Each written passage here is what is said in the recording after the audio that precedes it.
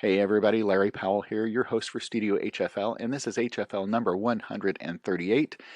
And my guest today is Josh Pedde, and this is a follow-up to the previous interview. The last one was with Henry Leck, the founder of the Indianapolis Children's Choir, and Josh was brought up through the ICC and a protege of Henry's.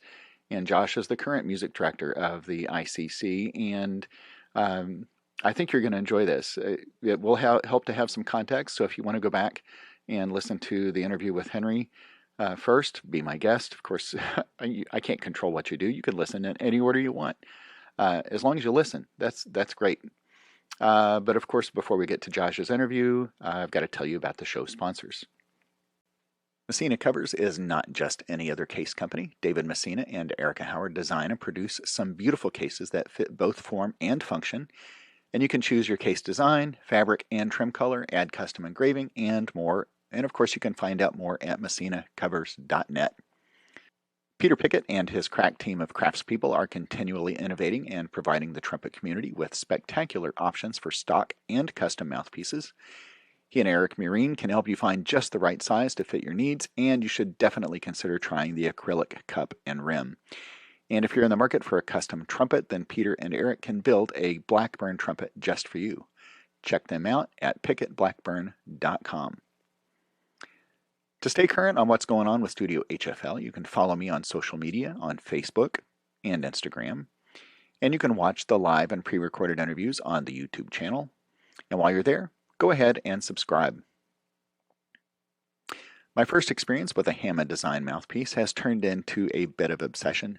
There is something very comfortable about playing one of Carl's mouthpieces. The comfort, response, and sound are part of the HD experience. Try one of the stock mouthpieces or have Carl make you a custom one. Either way, everything is better in HD, and you can find out more at carlhammonddesign.com. If you're enjoying this podcast, I hope you are, I would love it if you would take just a couple of minutes and go to Apple Podcasts to leave a star rating and a review. Doing so will help improve the visibility of this podcast and draw more listeners.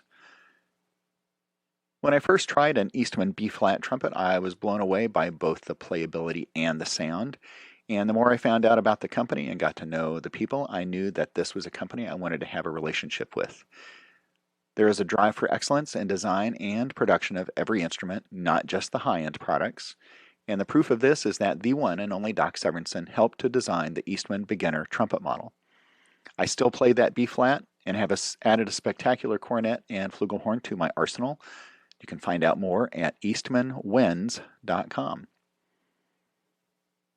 I'd love it if you'd visit the Studio HFL website and sign up for the weekly newsletter. And while you're there, you can also visit the merch page and buy a Studio HFL shirt for yourself and as a gift for someone else. Of course, you can do that at studiohfl.com. My current situation with my C trumpet is a bit ridiculous. My Shire C, which Samantha Lane helped me trial and choose, is the most versatile C I've ever played. The same goes for the new Destino designed by Doc. This horn sizzles when I need it to sizzle and is as smooth as silk when I wear my never mind. Anyway, the line of Shire's trumpets includes the Q series, which are production models, and the custom series. Either way you go, you'll love the sound you get, and you'll also experience exceptional customer service. Find out more at seshires.com. Here's how you can access exclusive content like the interview excerpts. I'd like to invite you to become a part of the Studio HFL community by going to Patreon and choosing from one of the 4 tiers of support. You can help to financially support the show for as little as $36 a year. That's only $3 a month. Benefits include exclusive access to interview excerpts, a behind-the-scenes report, an invitation to be in the room with a guest during an interview, product discounts, and more. You can join the community of faithful supporters by visiting patreon.com/studiohfl. And now, on with the interview. It's great to see you. Thanks. You know, It's nice this to is a be seen. and it is, right? And this would be the almost the time of year, right, that we would actually be together with Rejoice or Angel Sing. Sorry, Rejoice came Oh up. no, that's good. Yeah, It's good. All the yeah. same. Yeah, yeah. Actually, it would be this next weekend. So Yeah. yeah. yeah. We would start this coming week. We'd see each other this next week. So Yeah, man, what strange crazy. times. I But know, isn't it though? Isn't it yeah, though? have you been? Good, good. Busy. I think we all been busy. I think, it's I like to say there are positives and negatives about this. I try and dwell as much on the positives. Um, since I've been with ICC for I don't know, 20 years now, I don't have many family dinners. And since the pandemic, I've had more dinners with my family. Hasn't it been Um, great? so there are positives. There are great things about that. Then the negative is not seeing people and not being able to make music the way we are. But I've learned a lot. I think the choir's learned a lot. I think a lot of organizations have learned a lot that we can continue and carry on in the future that will help make us better and stronger. So I just try and dwell on that and let the other give the other stuff to God that I can't control. So, Amen to that, right? oh, But you yeah, know what? It just occurred to me if we, and that could be a collective ICC, uh, Indianapolis Youth Orchestra, whatever, and even individuals, if we can survive this, yeah. we could probably survive just about anything, right? Yeah, yeah, yeah. I did tell the board of directors, you get one pandemic with me. I don't know if I could do another one. So Yeah. you get one pandemic per artistic director, I guess. There's in your contract, there's got to be a quota, right? Yeah. Yeah, I Um, get a sabbatical next pandemic. wow. So, yeah. Well, Yeah. your family's doing well. Yes. Yeah, we're doing really well. I think one of the things that surprises me the most is how resilient kids are with all of this. I know. I think once you get into middle school and high school, there's a little bit more issues with being away from community and Mm, such. But my kids are still pretty young, so I feel like they're, like I said, trying to do as many good things as possible with them. But yeah. yeah, for the most part, we're all good. We're all healthy. So hopefully, knock on wood, wherever my wood is, it stays that Yeah. way. So You're so right. Kids are resilient, and which means really, I look at this as we have a responsibility to model for them exactly yeah, what, I mean, if we panic, they're probably going to panic. If exactly. if we take that breath and step back and just, we got to take this in stride. This is the way it is. Those Yeah, kids, this is they're going to be fine. yeah, They're going to yeah. be fine.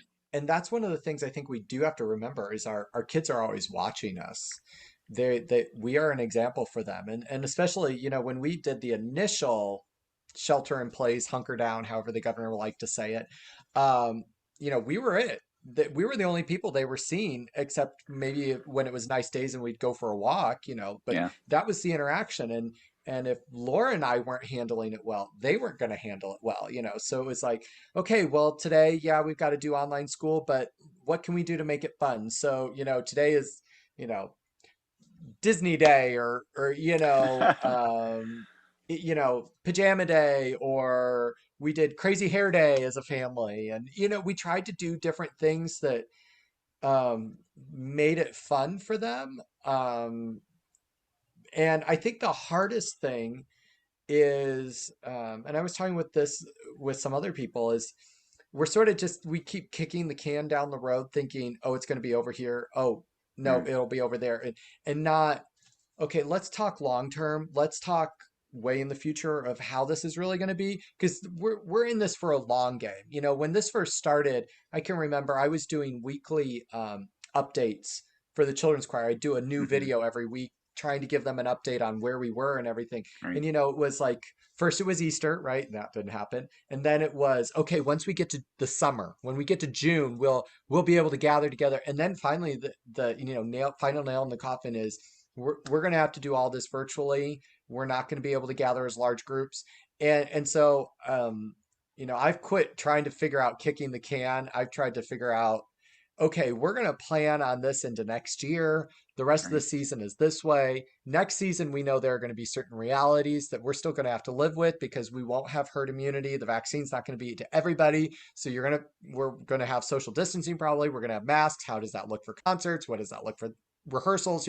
And trying to, I think the more we can model that this is going to be with us for a while, and how we Yeah. handle that is our choosing. We did in our rehearsals, we're doing these leadership sort of modules. Hmm. Since we've gone back all virtual, we're not rehearsing for an hour and 15 minutes or so. We do about 15-20 minutes of leadership modules. And one of them was on attitude. And we talked about attitude. And every morning you have the choice to choose. Am I going to go one way or am I going to go another way? And how can we model that even during this time? Hmm. But one of the things we talked about was it's okay to say this stinks. It's okay to say, yeah, I don't like this, but we have to accept that. We have to realize this stinks. This is the reality. This is where we are. But what can we do to make it better? What can we do to get through it? Um, One of the singers said, but like if you're in an abusive relationship and you just try and keep putting a positive attitude, I'm like, yeah, that's a little different. A little bit. That's a little different one. You need to get out of that one. And there's no positive on that one. The positive is you figuring out how to leave that. But Yep. this is something different. And when you're in a situation like this, how do you do that? Or when you're interacting with your colleagues at work or school or wherever, how do you put a positive spin on that? And look at things like, if it's raining outside, yeah, it's raining outside, but maybe we needed the rain. Or, Right. you know, Right. there's a Or that's rainbow going at to the give you an opportunity to do something else that needs to get done. Exactly. That Exactly. reminds me of one of my favorite Tony Robbins quotes. It was, you can either complain about the lack of resources or you can be resourceful, Yep. right? I don't have this, I don't have that, or I'm going to make do with what I have, right? I mean, it kind of relates to what you're talking about. Yeah. It Yeah. is making the best of the situation you're in. And Yeah. you have a choice. Right. And that was something, when the pandemic started, that was one of the things that the staff and I talked about. And we kept hearing, well, we can't. And I said, I got that. I think we all have the list of we can't. Now, what can we do? We've got to focus on Hmm. the can, Hmm. because focusing on the can's not going to get us anywhere. We've got to keep focusing on the can. What can we do for the kids? What can we do for the families? What can we do to keep community alive and music Hmm. going? Because I think that was one of the hardest things when this all started, is um, you know, singing stopped, community singing, that sense of the community's voice in be it churches, wherever, it stopped, it was silenced. And I think that was something that no one was ready for, no one was ready to cope with. And I think we're still mourning that, as we're working through this, because we're seeing some of that come back, Yeah. and how are we going to keep that, the people's voice alive during this time? So yeah, it's interesting. Here's a little play on words. You said you kept kicking the can down the road. How about you keep kicking the can't down the road? Yeah, that's good. I like that. I'm going to Yeah. use that. Let's put Keep that on a kicking the t-shirt. Yeah, keep kicking the can't down the road. Yeah. That's right. Yeah. So I have had a blast this week because I've talked to Susan Kitterman and Adam Bodoni with New World / Indianapolis Youth Indianapolis. Orchestra, Yeah, yeah. and I've talked to Henry. And well, I mean, I've learned so much. First of all, I didn't realize the history was really as short for both groups as it Yeah. was. I mean, I thought you guys had been around since the 1800s, right? Well, maybe not that long ago, but Well, you that would know, make it, Henry really old and yeah, Susan right. really old, right? And they look great for their age if that's the Yes, they case. do. Yeah. But if 83 and 86, right, 83 and 80, 83 for New World And and 86 for 86, us. Yep. Yeah. unbelievable that that these groups have, have reached the scope that they have in a relatively short amount of time. Yeah. Yeah. Truly. With Henry, he was on the cusp of the children's choir movement. There wasn't really a lot of children's choirs, community choirs around the United States. I mean, there were um, a few well-known ones. Toronto was a big one in Canada. And then the Chicago Children's Choir, which is sort of our cousin, which is what kind of sparked all of this here in Mm-hmm. Indianapolis. And then Syracuse Children's Choir. And then probably one of the most famous ones in the United States was the Glen Ellen Children's Choir, also known as Anima now. And those were the big ones. Mm-hmm. And, there was no Cincinnati. There was no Fort Wayne and St. Louis and all of those that we really think about now that have become standards, Jacksonville, Boston. Mm-hmm. Uh, and so in 86, we were on the cusp of it all. So yeah, it was really riding You the know, wave. I didn't think to answer or ask Henry about this, but do you suppose that the ICC has become the model for many of those groups? Yes. Yeah. And we really have. Now, Henry went and did a lot of studying. There was a workshop that Henry did with up at Glen Ellen Children's Choir with Doreen Rao. He went and visited Toronto with Jean Ashworth Bartle. And then he came up with his own model, that would work for Indianapolis. Mm-hmm. And again, Chicago was a part of that, going and seeing what a big difference it made in the lives of those kids there Mm-hmm. and how music could really build community. Yeah, we have become a model. Cincinnati, I know, is based off of us.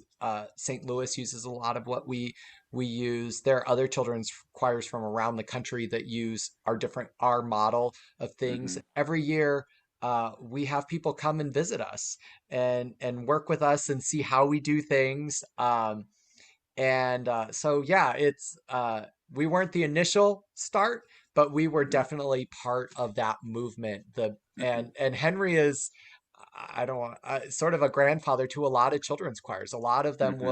will relate back to him and say, you helped us.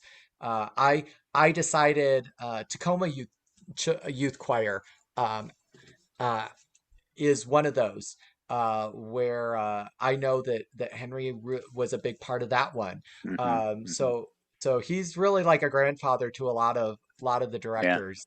Yeah. Yeah. What was your first involvement with ICC? Um, this is an interesting story.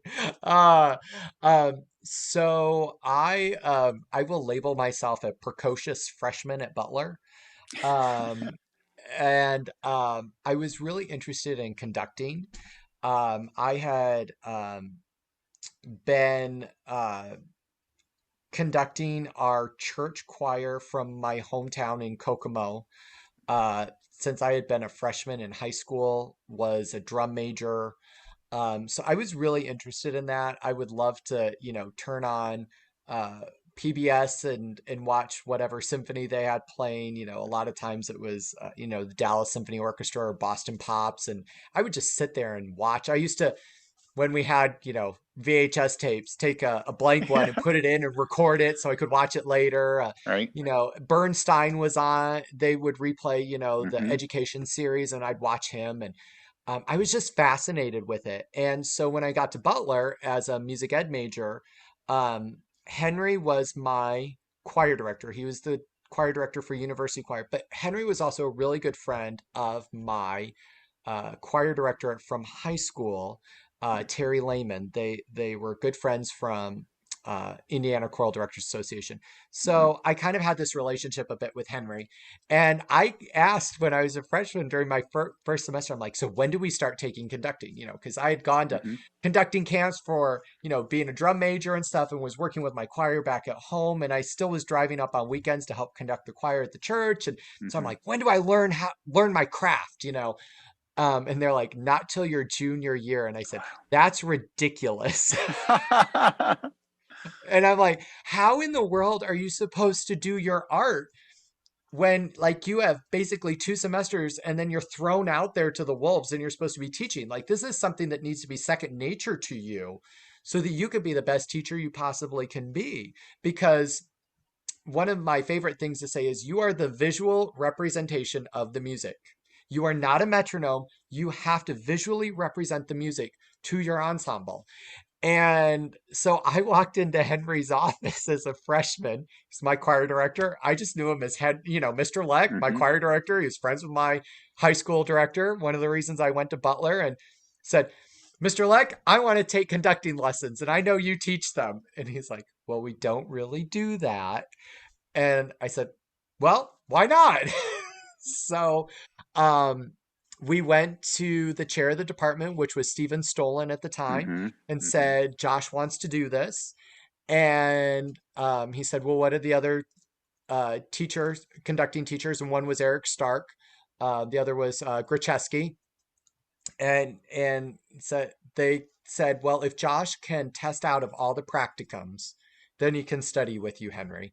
And Mm-hmm. Henry said, well, he's done certain things, but could I have a couple of just basic lessons just to give him a fighting chance, basically? Right. So with that, I had a few lessons with Henry, and then went into this room with an accompanist and the big conducting book, and they said, open to page 122 and conduct example 3.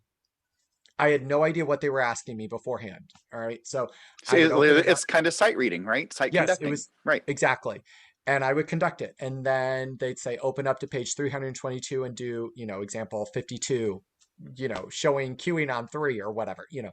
And I tested out of all the basic conducting. And so as a freshman, I started taking private lessons with Henry. And as part of that, this is your point. Sorry, it's a long story, but I No, think I love long stories. Keep it going. makes sense to how I got in there. Um, was to come to the Indianapolis Children's Choir. Now, my background, I went to a private school in Fort Wayne uh, for elementary. Then we moved up to Angola, went into public school, and then moved to Kokomo. Um, I didn't know what a children's choir was. Hmm. In the parochial school, the kids sang for chapel. That was kind of our choir. That kind of thing. I learned to read music because I read from a hymnal. You know, my Mm-hmm. my mom would sing tenor, my sister singing soprano, and my dad singing bass, and so I'm learning from the Right. church, really. So when Henry said, you have to come with me as part of your conducting to the Indianapolis Children's Choir rehearsals that I do, I was like, okay, a room of 50 kids, maybe Mm-hmm. third, fourth grade, maybe fifth grade, singing 2 parts, something.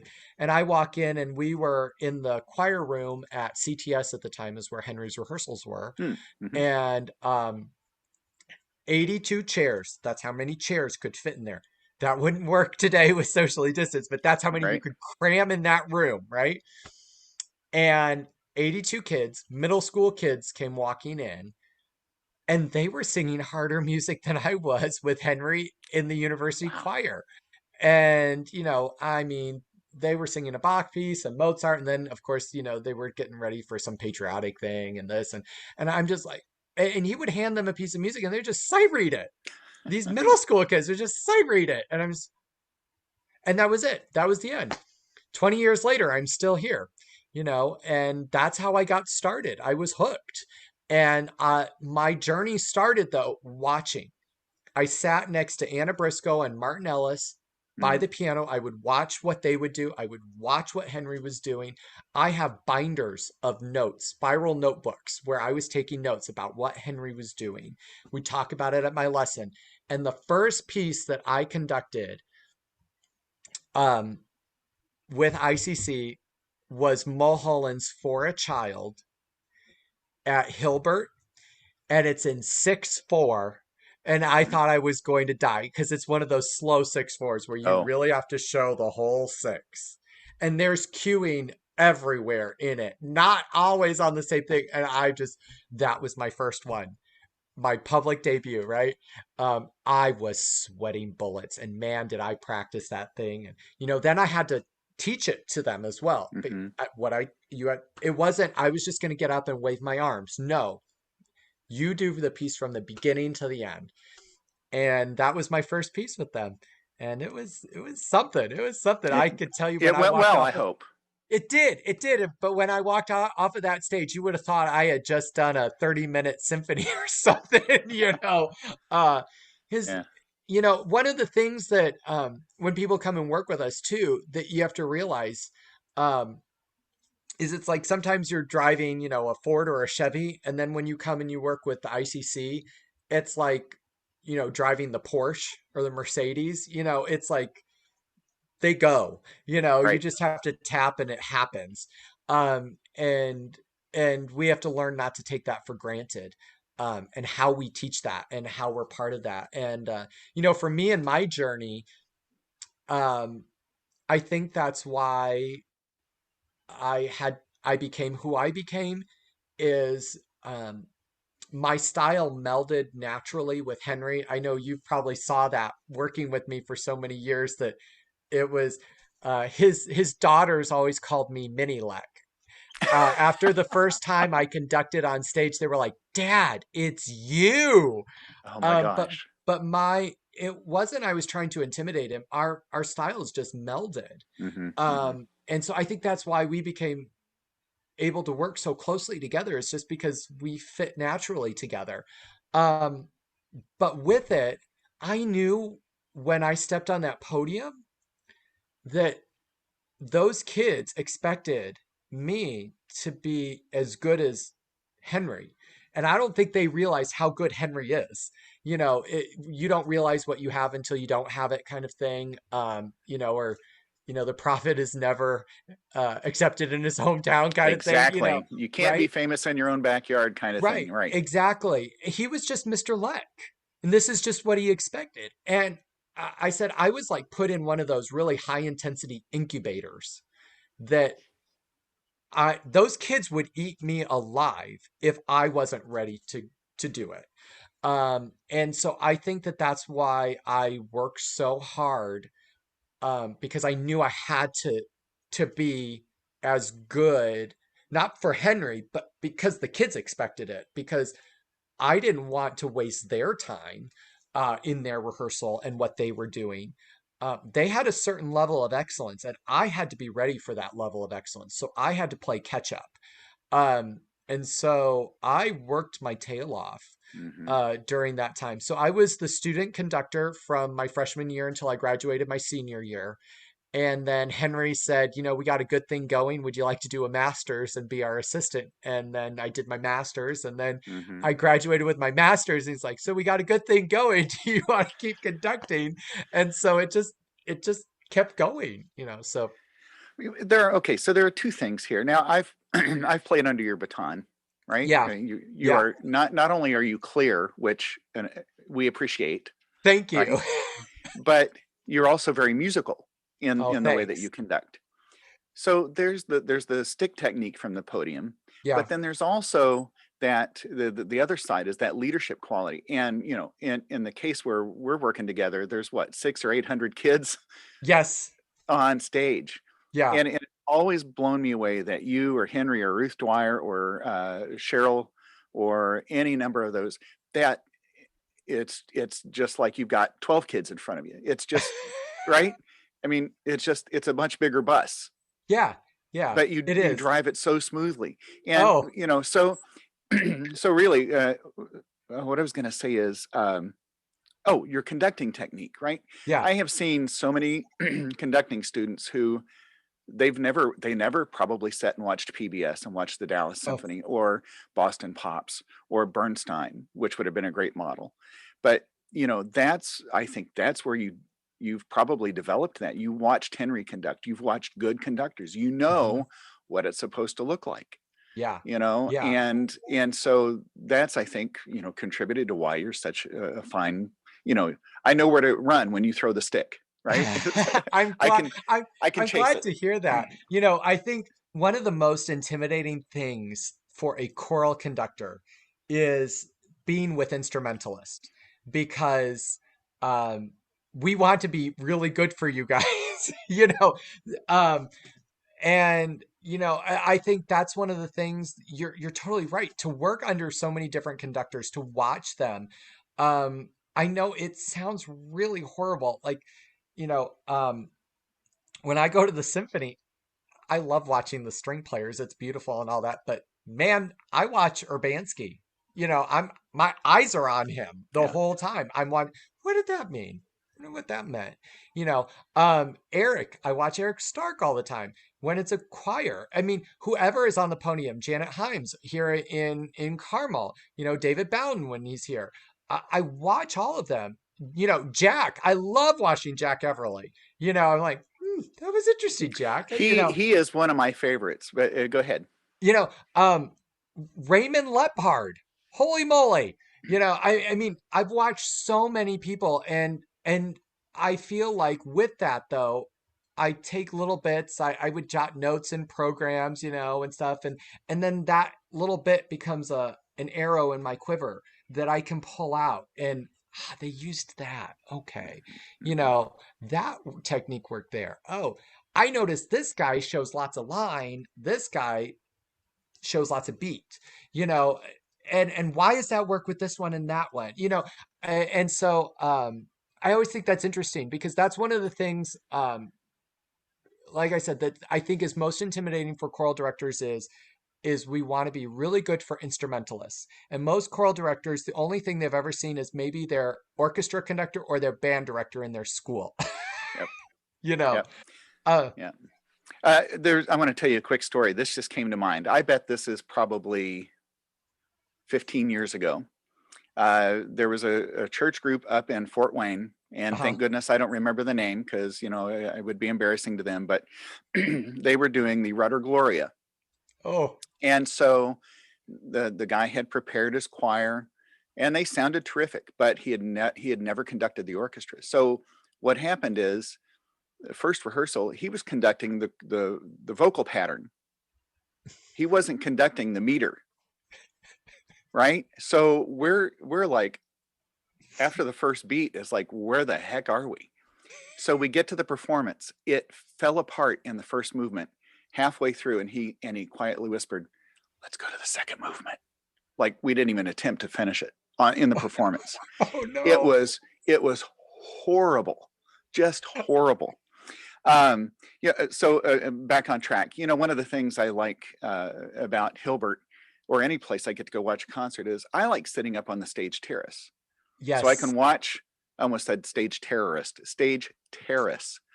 You can watch the orchestra, but you can also see the conductor's face, and that's something I appreciate too. Because stick technique is one thing, but what you communicate with your Visual. face, and you said it earlier, you have to show the music, right? It's not just with Yes. a stick. it's Yeah. it's with, if you're conducting Beethoven, you either have to give that joyous look or you have to give that, right, Yeah. that Yeah. sinister look or wherever it belongs. And I think that's another thing I really appreciate about fine conductors is they show all of that. Well, I have an interesting story about that. So, Michael W. Smith wrote a piece called Glory. I don't, have you ever done that work? I don't recall.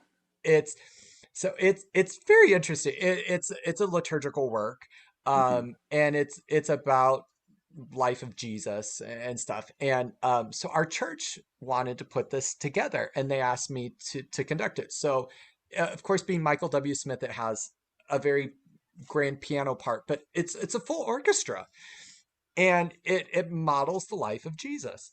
And so when it comes to the Good Friday part, um it reminds me almost of like Darth Vader, Star Wars. Like it's dark. Mm-hmm. And if you haven't heard it, I'd recommend people go listen to it. It's really Mm-hmm.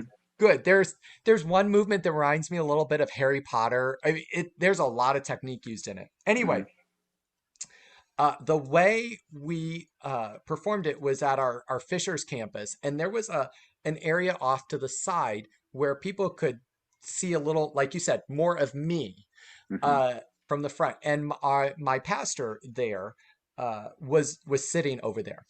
And when it came to that part, he said, "I never want to meet Josh in a dark alley because I know he could take me out." Like that's how intense that moment was. Because you're right, we become the music, and our job is to communicate to you what needs to happen.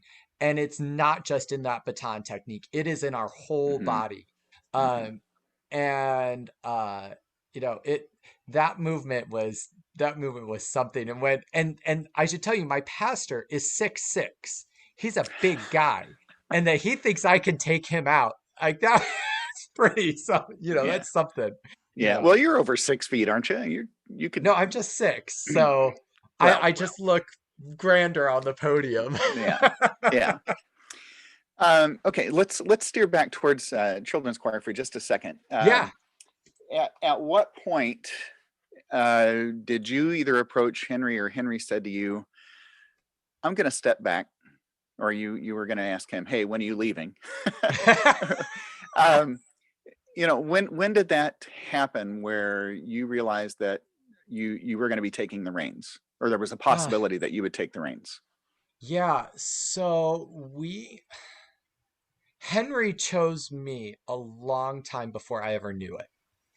Um, he he started planting seeds and molding, and when I did take over, I actually said to him, Henry, you've been around the world. You know almost everybody. I mean, he's famous everywhere. And out of everybody, you chose me. Hmm. And um, I think we all suffer from those insecurities and those self-doubts and such. And Yeah, that little voice up here on our shoulder, right? That that says I'm not good enough. exactly. And I said, why me? And he said, because you're the guy that kept showing up. you know, I didn't go away. I kept learning. That was the one thing. I wanted to keep learning. I knew I was growing and I could become better. And, I'm still growing. There are so many things I still want to do and still learn. And um, so when it became official, I can remember that there had been a board meeting and there was a Bob Evans on 71st Street and 465. I Hmm. think that one is closed now. But we met with Don Steffi, the executive director, Henry, and Hmm. myself. They asked if I could come and meet with them. And I was given a letter of intent from the board of directors to make me the next artistic Hmm. director. I can't tell you exactly what year that was. Hmm. But then that was the start of the transition of, okay, Josh is now coming alongside me and we're going to do everything together. And then 10 years ago Annabelle had just been born, so I it, when kids are born and it lines up with something, it Yep. makes it really easy to remember, right? Yep. I moved full time to the ICC. I'd been part time with them. And then 10 years ago, I had moved in full time. So that was 5 years before Henry's retirement. And um, over that 5 years, we mapped out that every year I would take on a little more and a little more. And the final year, his year of his retirement, I had full administrative and artistic responsibility, and he was still there. And I would take things to him, and we would make decisions together. But then when he retired, when that baton passed that next day, it was just like he didn't come into the office, and we were still moving. So it was 5 years of us working very, very closely when the official transition had started. But And lots he of told little me, things were happening.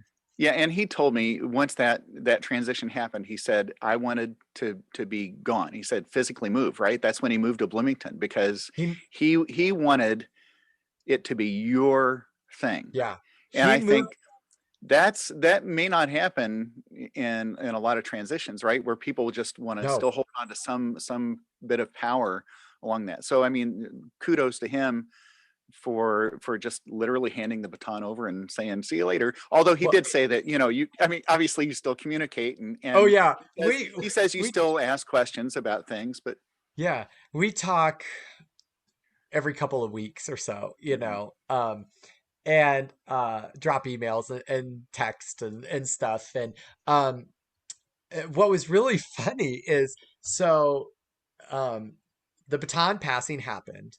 And then it was the next week that he was moving to Bloomington.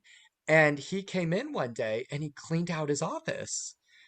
And we didn't know exactly what was going on. Like we knew he was moving stuff, but we didn't realize like he was really moving. And yeah. I called him. I'm like, Henry, what's going on? He's like, I've moved out of my office. It's yours now. Get in there. And I was like, okay.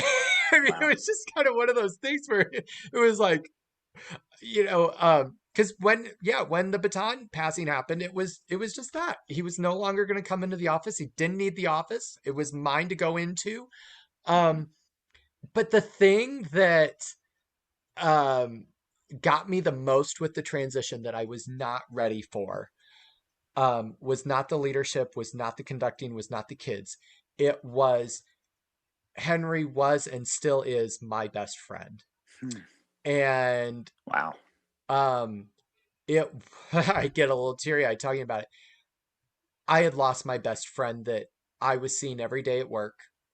And after rehearsal, he'd be in my office or I would be in his office, and we just shoot the breeze for half an hour, 45 minutes. And our wives would call. They'd almost call at the same time, Meredith and Laura, where are you? Talking to Josh, talking to Henry. Okay, can you guys please wrap it up?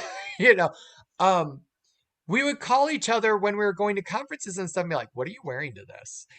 I mean, our lives were just so intertwined. And I don't know if he shared this with you. The baton that was passed is a very special baton. There are three made. One he has, one I have, and one is the official one that's sort of in the case. Hmm. Um, but it has three strands. It has strands on it that are interwoven, and that's supposed to be our lives because Henry's life and my Wow. life are interwoven. And the ICC, we're all intertwined together. Um, and that baton, um, I think says it all. So uh, I think the hardest thing too about taking over for Henry, the good thing and the bad thing, is that I am very, very protective of his legacy. Um, and I won't let anything happen to that. I Hmm. will do everything I can to protect it, even though he's like, it's yours now, Right. and it's not like I have in the back of my head, what would Henry do?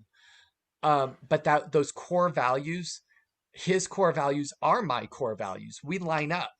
And so it's always going back to those things of why are we here? Why are we doing this? Why did we start in the first place? And why are we who we are today? And how do Hmm. we keep doing that? Um, Well, that, see, that's why it makes perfect sense for you to be the one who had taken over because, first of all, even though you hadn't sung in the choir, right?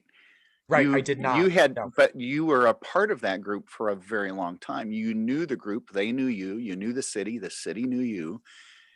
Yes. So, doing a national search would not have made sense, right? For somebody to come in from the outside who might appreciate the legacy, but not to the same depth, the same degree. And to understand somebody here who knows the importance of that community and the value to the greater community of Indianapolis and all these surrounding areas. Yes. So yeah, I mean, it made perfect sense, right? There, For you to be there. there are a lot of choirs that we have seen go through transitions, and they haven't been smooth. I think Chorus America has documented ICC as one of the Mm, smooth transitions because we had a plan, because we put the plan in place prior to things happening.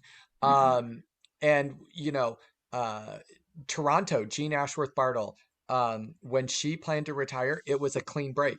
She was like, "I'm retiring on this date. Here's the break," and then she was done.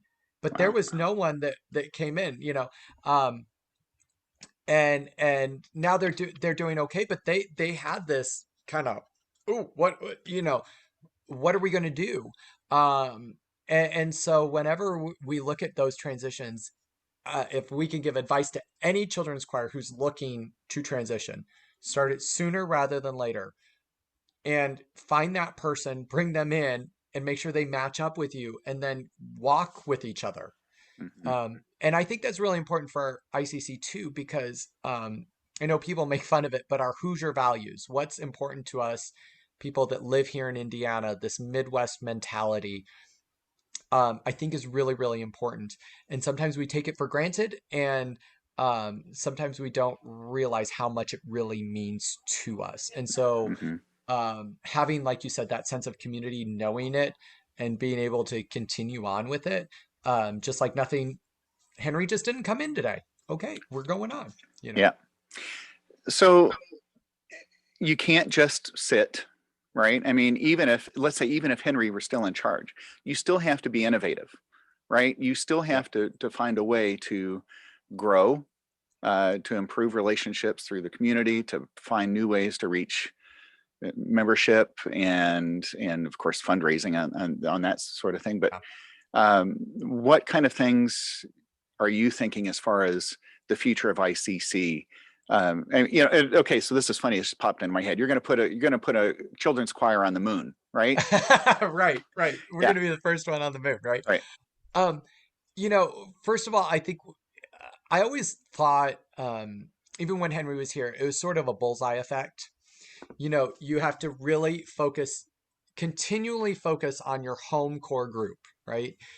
We need to continually focus on what we need to do here in Indianapolis. We have a lot of things happening, in our Indianapolis community, and especially lately, with the Black Lives Matter and social justice and all of these things. Um, that have come to the forefront and that we really need to tackle. And we're one of those perfect entities to help tackle that, because we truly are ambassadors for our community, because we are a reflection of all of the people within our community. And so how we can battle that, but then it ripples out, right? And so now with technology, how can we reach out and help others? How can we help them and train them and get them involved? So we actually launched a new program called ICC Connects, where anyone from anywhere in the world can now come in virtually into our rehearsals and train with us, and we give them support.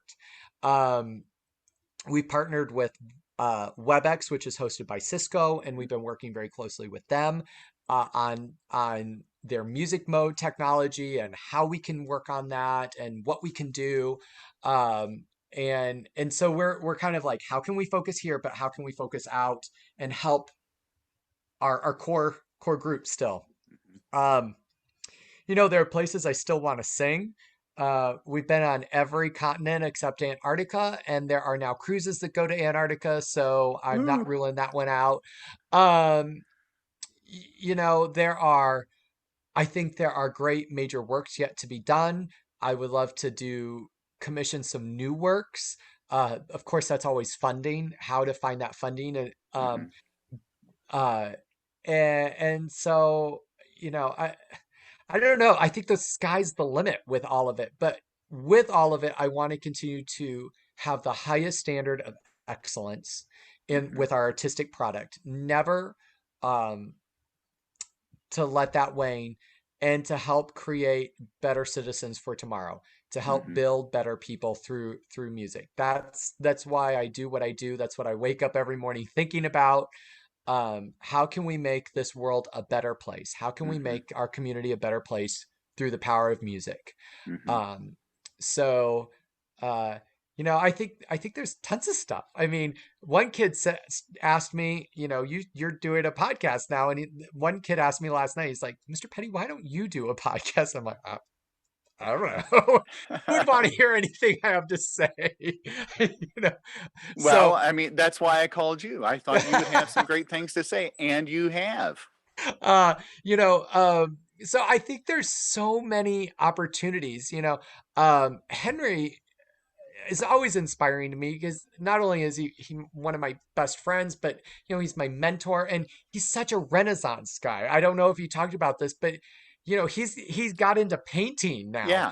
And he paints, and he's selling his paintings, and they're beautiful. I have a couple of his paintings here in my home, that he did for us. And Mm-hmm. um I'm just like, is your talent never ending, man? And so I think it's that striving to keep being better. I Mm-hmm. myself am not only a singer, but a pianist and organist. And so now, with COVID, I've taken more time to get back into my practicing, into that Mm-hmm. part of my art, and practicing my singing more, and really getting into that and making sure I'm the best I can possibly be.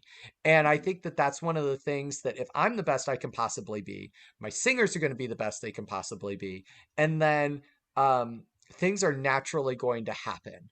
And one of the funny things that you know kind of came out of the story when you were asking how I got involved with ICC, I never interviewed, if you notice any of that. I didn't interview. Right. Um, Well, yeah, you did. It just I was over a did. period of years, right? I like to say it was the longest running season of The Apprentice ever, right? Yeah, but instead of 15, you're fired, you're hired. Yeah, right. It was exactly. 15 years long, kind of thing. Um, but there was never that um interview. So it was little increments and they're finding things out. But as we were talking about earlier, I truly believe that there is a plan for me, that God has a plan, and I just need to walk through the doors when they are open and keep going to them. And one of the things that I talk about when I'm working with, college students and lecturing Hmm. and being a guest teacher is the one thing I always leave them with is get involved. Get involved with things. I think too many of us wait until we say, oh, well, I'm not going to do X, Y, or Z because I don't have my degree, so I'm going to wait. Mm. Or I'm not going to do this because, I haven't done these things. Well, why? Who said that that's the way it has to happen? Who said that you can't come and intern? Who said that you can't help and do this? You know, um, we need to look for opportunities, and when we find them, uh, go walk through the door, because it's only going to make you better. It's going to make you stronger. Hmm. So that's one of the things I tell everybody: get involved, get out there, get your hands dirty, get the experience. Because when you go to interview, you're going to be heads and tails above the other people then, if you Yeah. if you do all that. So Am I too old to join the choir? no, Because you could join the I choir. think being hanging around you, I think would be fantastic, right? The amount of energy, the positivity is terrific. Well, I think we need that. Yeah. We need to be positive, and we feed off of each other's energy, and that's one of the things we talked about in our leadership moment when we were talking about attitude. Um, I said, how many of you come into rehearsal sometimes in a bad mood? And half the hands raise up. And I said, how many of you leave in a better mood? And they're like, everybody. I'm like, exactly. Yeah. Right? We feed off of each other's energy. That positive energy that we're able to bring Hmm. is just you know, even through a straight screen, talking with the Right. kids. After we started doing our first virtual rehearsals after we were sheltering in place, I couldn't go to sleep that night. I was so excited. I was so excited. It just it is wonderful. It's absolutely wonderful. So A little bit of a left turn here. Um, Thinking about some, well, I mean, you've already talked about some highlights, but are there performances that just stand out remarkably above others for various reasons? It could, and I'm not looking for embarrassing moment kind of things, unless you've got some of where those. I And where I tripped up the podium or something, right? yeah, Um, yeah. okay, well, I do have an embarrassing one, and this has nothing to do with the children's choir, but it has to do with Henry. So our church, one of the first things that they had asked me to conduct, one of their bigger works. So we were doing the Four Requiem and the Hain Te Deum, and we started with the Hain Te Deum, and I had stepped onto the podium and we had tuned and everything, and I started, and pop pop pop pop pop pop pop pop, pop, yeah, and all of a sudden my cufflink is undone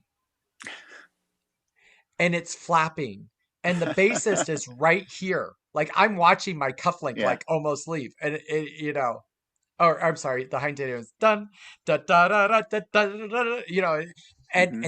and when they first come in, it's not one of those boom, and then they come in. It's on the fly. They come in. Right. I missed the cue because I was the first one. Tay, tay, tay. They came in on the second one, but the first one was tay, tay, tay, because I was watching my cufflink. And I did stop, but my cufflink was like, Yeah. and I'm like, if it comes off, it's going to hit the bassist. And of course, who's in the audience but Henry? Oh. And I think, okay, we recovered that really, really well.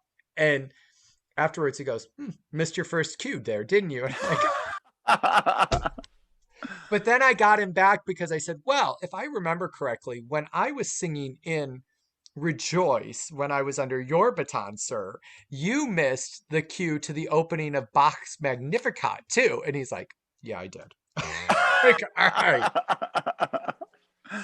Oh, touche, right? We all have those moments. touche. Yes, Um, we do. so and it's one of those moments that just reminds you you are human, Hmm. and you have to say you are human, and you screwed up, and okay, you screwed up, now let's move on. How do we pick ourselves up and dust Right. ourselves off and move on?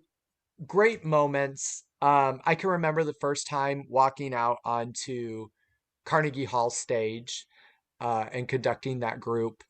It was an amazing group of kids, young adults, really. Hmm. Um, there's a picture of that someone caught of me walking out the first time onto that stage, and it just, that was really neat. Um, Do you recall what the program was? so we had been asked to go out with symphonic choir to sing Zabur with them, and they were premiering that out in Carnegie Hall. So we sang the children's choir part of their original commissioned work, Zabur, that we had done here in Indianapolis. The program, though, was based upon what the children sang in Zabur. So, in our own words, using our own music. So, the children represented both angels and children in a refugee camp in Syria for Wow. that work. And Zabur is about if David were living today in Syria in a bomb shelter, how would his psalms be written? And so, our uh, piece, we sang the words of the children. That, when uh they were being asked, what would you tell people if you could tell people anything, and they'd say, well, we're hungry, we'd love some chocolate. Can we even tell you that we saw our parents killed in front of our own faces? Wow. you know and then we would sing from the angel's point of view of comfort. And so we programmed, um I programmed Randall Stroop Dies Irae, because the opening of Zabur is the bombing, and it just starts with almost shouting from the adult chorus. And so we started with this Dies Irae, and I mean, it was just intense. Um, and then on there was a piece by Jim Papoulis that was Arabic piece. We sang in Arabic. We sang the Billy Joel lullaby, which just brought them to tears. Hmm. Um, what else did we sing? It was 6 songs, and when we walked off, the stagehand who was there had stopped me and said, I don't think I've ever heard a better children's choir in my Wow. my time of being here. This guy works at Carnegie Hall, for pity's sake. Um, there's that moment. There are other moments, where I can remember we were in um, on tour, and I was with Henry and Meredith. We were in Austria, and we were in the Votivkirche in Vienna, and I can remember standing by one of the pillars and watching Henry conduct the kids, and I just started crying. We just And Meredith standing next to me, Henry's wife, just like, what's wrong? And I'm like, I never thought in a million years I would do this. When I started, I was going to go to college and was going to get my degree. I was going to go back to Kokomo, take over for my high school director. I was going to be a high school director because that's where real music is made, because we all know that. And my life totally changed. It totally took a different road. Thank goodness. You know, and but I mean, there are those moments, you know, there are those moments of terror. I mean, the first time I stood in front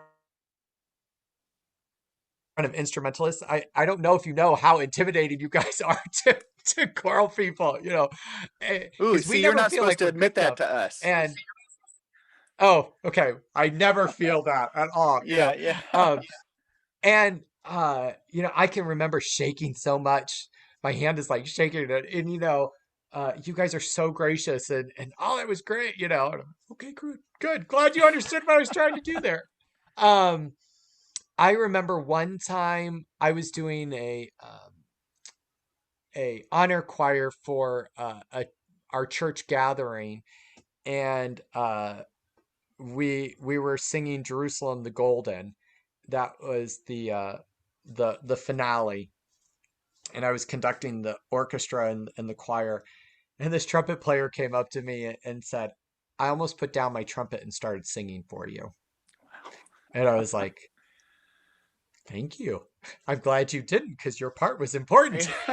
you know, uh, but there are those moments, and I always think it's interesting because when I do honor choirs and all states and stuff, you have to put together something incredible in a very short amount of time, in a few Mhm. hours. You have 2 days, and basically maybe you have 8 hours of rehearsal. And yeah, they know their parts coming in, but you've got to bond with them. I mean, making music is such a personal thing, because you're opening up. No one has the same voice. No, no one's voice is the same. It's so personal to share that with people. And so I always do this get to know you thing. And so if they do something really well, they need to take a vocal rest. And the easiest way to get them to rest their voices is for me to talk, because then they have to be quiet, right? And normally it's elementary or middle school kids that I have. And so I'll say, this is your get to know me time. You can ask me any question as long as it's appropriate. I am an open book. Middle name, where I was born, favorite food, favorite color. Do I listen to this or do I not? Um, and because I need them to bond with me as quickly as possible, and I Mhm. need them to trust me. Mhm. And unless they know who I am, how can I trust a stranger? Um, and so one of the things they always ask me is, "What's your favorite choir?" Like, that's the hardest thing to ask because every choir is unique. Every choir is different. Um, and I enjoy everyone that I'm in front of. Everyone has unique talent, everyone has unique challenges, um, and no choir is ever the same. Even though the Indianapolis Children's Choir has been here for 35 years, it is not the same choir. And because our students are always changing, my top ensemble, even though it's the top ensemble, only retains about 40 to 50% of those singers, and the other ones are moving on to the next group. Yeah. So I may have a core, but the next year it's not even the same ensemble because it's a different group of people. And I think we always have to remember that. And Mhm. so, you ask about unique times and places. There's so many. There are just so many of those. Mhm. I Mhm. mean, first time the children's choir sang to my daughter Annabelle. Annabelle was born premature. She was in the NICU. The first time they saw her was at Angels Sing. And when we brought her up for the choir to meet her, they started singing Night of Silence to her. And it was just one of those most beautiful moments ever. Um, 2 years ago, the choir brought me down before the last concert to the green room of Clues. They said they had to give me their end of year gift. And I was like, okay, so I'm coming down. And I'm like, I got to get changed too, because I hadn't Mhm. changed Mhm. yet. And they surrounded me and they started singing uh, the song from Beauty and the Beast, the live action one that Celine Dion, How Does a Moment Last Forever? And I'm like bawling, Um, there's just so many moments, just so Wow. many moments, Wow. that, I can't pick one. I'm sorry. I keep telling you all That's these. okay. That's okay. And there are many more in front of you, right? There are many more of those ahead. I hope so. I Um, hope so. yeah. Um, this has been great. I've had a blast chatting with Good. you and finding out all these great things. So what I would like, and I know there are some recordings, hopefully many recordings, but I want to be able to Mhm. incorporate some of those into Yeah. this. Yes. So if there are some uh, that come to mind, like, oh, this would be a great representation of, and Mm. under your direction, right? I mean, Yeah. I asked Henry the same thing, of course, things that he had directed. Yeah. Um, so, uh, I mean, it could be I can't remember the thing you said you did at Carnegie, the really, Oh, the DSERA, some of those things. Yeah. no, what was the other big piece? Uh, the name Oh, of the city or um, country, Zarba? I can't, oh, what, Zabur, singing Zabur, Zabur. Yeah. Zabur. Yeah. Good. I'm glad I can edit out my transposition of Oh no, you're the you're good. syllables there. You're good.